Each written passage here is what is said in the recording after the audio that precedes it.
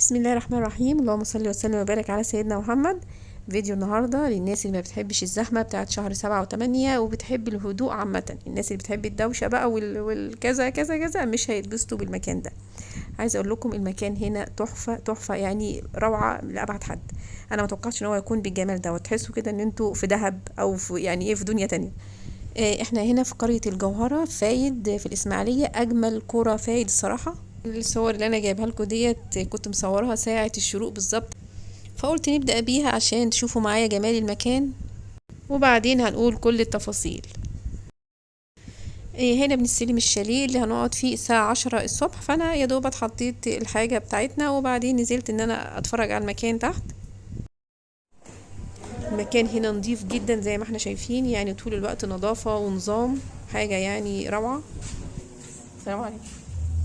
ده اللي قدامنا على طول بوابة الدخول، وجوه على اليمين في بارك للعربيات، يعني العربيات اللي احنا بنروح بيها بتبقى راكنة جوه، مفيش راكنة بره خالص، فطبعا آمن جدا للعربيات بتاعتنا. هنا بيبقى ممنوع دخول اي حد غير النزلاء، فبتكوني مطمنة جدا على اولادك يعني.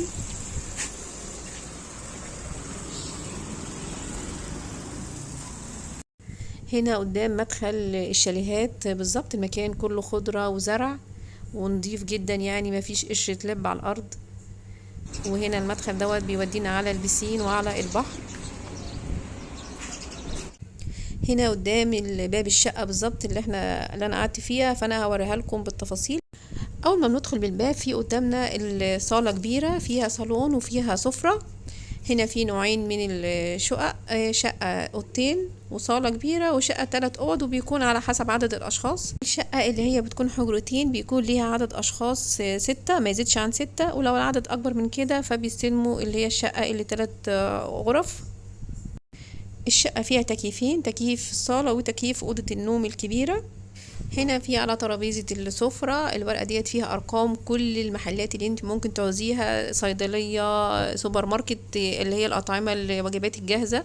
الميزة السنة دي بقى في القرية ان هي متجددة تجديد شامل، كل حاجة فيها جديدة، يعني تعتبر أول استعمال، من سواء أساس فرش كل حاجة أجهزة، كل حاجة فيها جديدة جدا كده. ديت الأوضة اللي هي فيها أوضتين، ديت الأوضة فيها سريرين، الأوضة مساحتها كبيرة وفيها مروحة وفيها بلكونة. البلكونة برضو بتبقى مطلة على البسين وعلى البحر.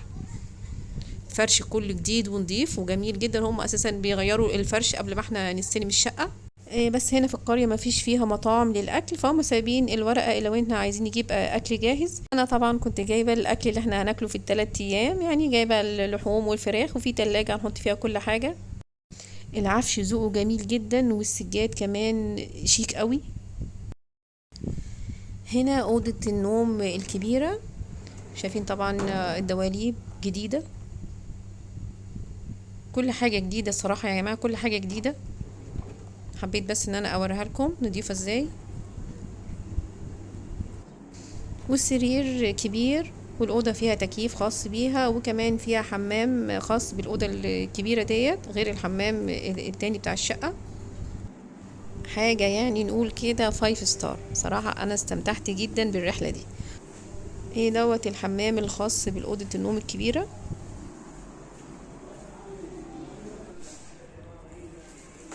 وقدام الأوضة على طول الحمام الخاص بالشقة، وفي غسالة طبعا جديدة، وكمان في سخان في الحمام وفي سخان تاني في المطبخ.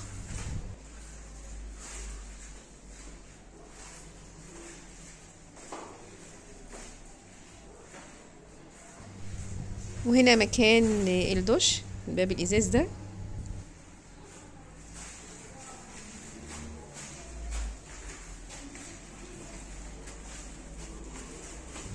وهنا احنا داخلين على المطبخ. المطبخ زي ما احنا شايفين كده نضيف جدا، بوتاجاز جديد برضو، وفي اكتر من باسكت.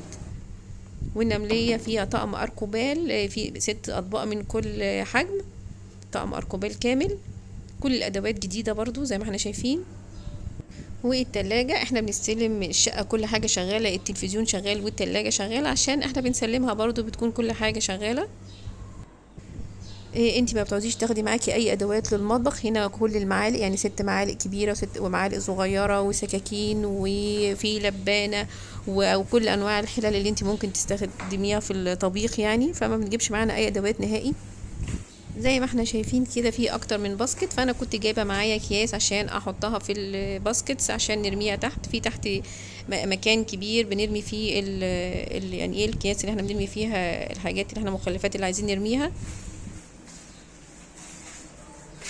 بصوا المنظر من هنا عامل ازاي، يعني انا كنت طول النهار واقفه في الشبابيك.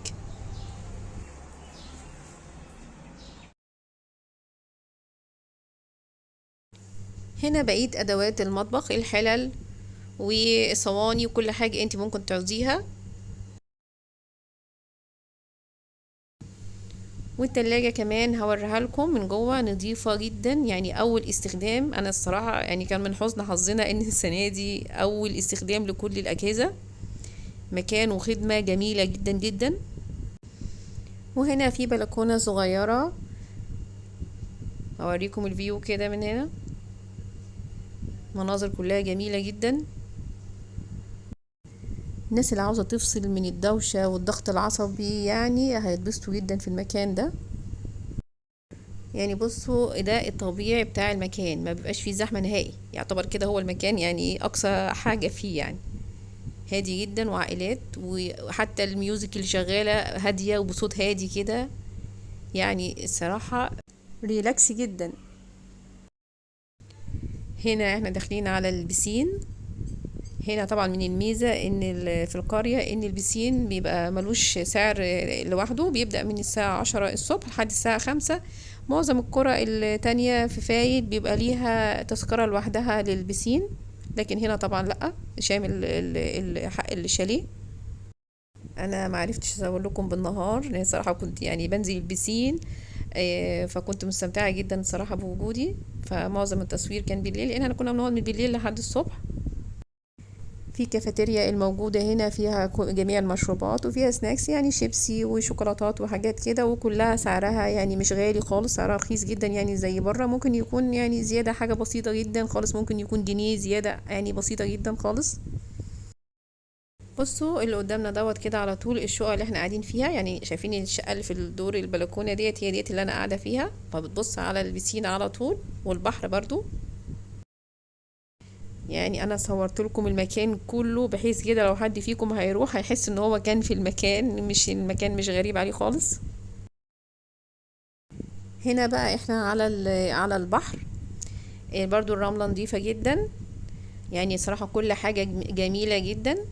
بس حاجة واحدة هي بس اللي انا ما عملتش حسابها، وحاجة واحدة هي ما عجبتنيش، اللي هي ايه البحر. يعني لو هتنزلوا البحر لازم تجيبوا معاكم الحذاء اللي هو البلاستيك الخفيف دوت اللي بيتلبس في البحر. غير كده استحالة ان انتوا تنزلوا. انا حاولت ان انا انزل من غيرها ما عرفتش خالص. فدي الحاجة الوحيدة اللي انا ما عملتش حسابها. لكن القعدة على البحر يعني جميلة. مجرد ما نقعد على البحر كده بنحس بسعادة وتفاؤل ونشاط وراحة ومتعة لوحده. يعني القعدة بس كده على الكراسي اللي احنا شايفينها دي. اللي قدامنا الممشى اللي هناك دوت كده داخل لنص البحر، بنبقى قاعدين جوه في الاخر كده في نص المية بالظبط. وكمان على فكرة نسيت اقول لكم بالنسبة للطريق اللي هو طريق اسماعيلية السويس، بقى برضو متجدد وبقى جميل جدا وواسع وبقى امن، غير اللي احنا كنا بنسمعه عليه على طول. كان الطريق دوت بيتقال عليه ان هو طريق وحش. اتجدد برضو وبقى جميل جدا وعليه كل الخدمات. سعر الحجز هنا في قرية الجوهرة سعر اليوم 500 جنيه شامل البسين، وكمان في 200 جنيه بتدفع تأمين، بس بناخدها واحنا ماشيين بعد ما ما بيخشوا ويشوفوا ان الشقة كل حاجة فيها سليمة. كانت رحلة جميلة جدا، انا اتبسطت فيها قوي، وكانت اجمل حاجة فيها القعدة على البحر.